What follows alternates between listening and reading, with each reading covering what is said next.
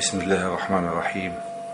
وما توفيقي إلا بالله، عليه توكلت وإليه أنيب. أقدم لحضراتكم معلومات تثقيفية عن العملة المصرية، نحلق في سماها، نغوص لنستخرج خفاياها، وأحدثكم عن ال5 قروش العملة المساعدة توقيع عبد الرازق عبد المجيد. بدأ عبد الرازق عبد المجيد التوقيع بعد الدكتور علي لطفي في آي 47. استمر عبد الرازق عبد المجيد آي ال ام ان او بي كيو ار اس تي يو بي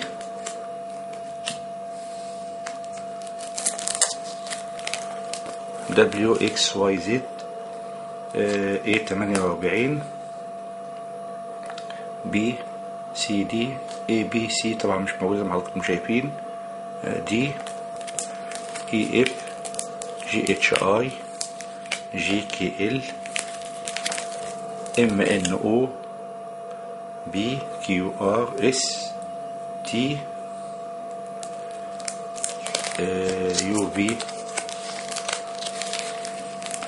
يو بي دبليو اكس واي زد اي 49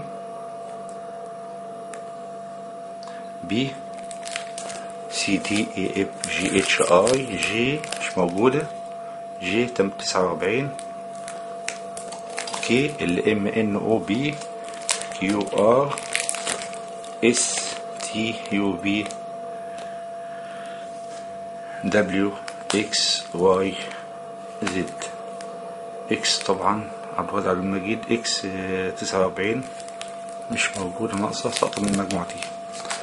بدأ 50 اي بي سي دي اي اف اف 50 5 قروش عبد الرازق عبد المجيد مش سقط من المجموعة.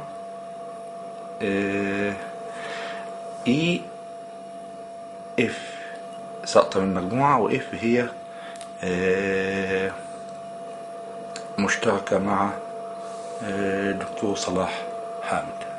شكرا لحضراتكم، إصغائكم ومتابعتكم، وإلى إصدار آخر إن شاء الله رب العالمين، والسلام عليكم ورحمة الله وبركاته.